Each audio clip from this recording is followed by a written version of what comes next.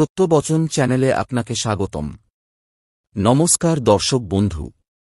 আমাদের চারপাশের তান্ত্রিক জগতে এমন কিছু উপাচার রয়েছে যা শতাব্দীর পর শতাব্দী ধরে রহস্যে ঘেরা। আজ আমরা আলোচনা করব তান্ত্রিক শাস্ত্রের অত্যন্ত প্রাচীন একটি মাধ্যম, সিঁদুর।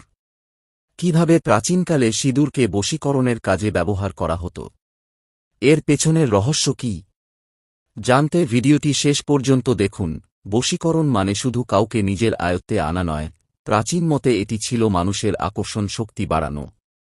তান্ত্রিকরা বিশ্বাস করেন সিঁদুরের সাথে নির্দিষ্ট কিছু প্রাকৃতিক উপাদান যেমন কেশর বা শ্বেতচন্দন মিশিয়ে বিশেষ তিলক তৈরি করলে মানুষের আকর্ষণ ক্ষমতা বৃদ্ধি পায়।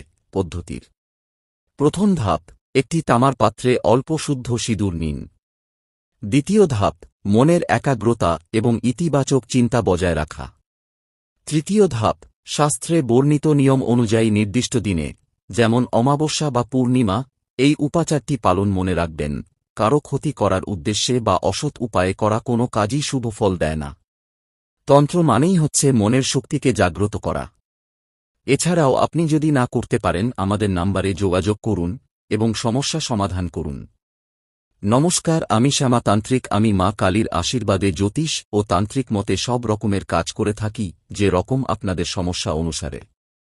বশীকরণ, প্রেমে ব্যর্থ, বিদ্যা, বাড়ির সমস্যা, বিবাহ বিচ্ছেদ, শত্রু দমন, মামলা মোকদ্দমা, চাকুরি, কালস্বপ, বাস্তুত্বপ, বাস্তুদোষ ও মাঙ্গলিক সহ সব সমস্যার তৎক্ষণাৎ সমাধান। আমি আপনাদের সমস্যা সমাধান করে থাকি ৭২ ঘণ্টার মধ্যে।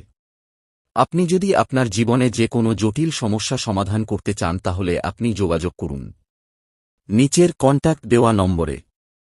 জয় মা তারা, জয় মা কামাখ্যা।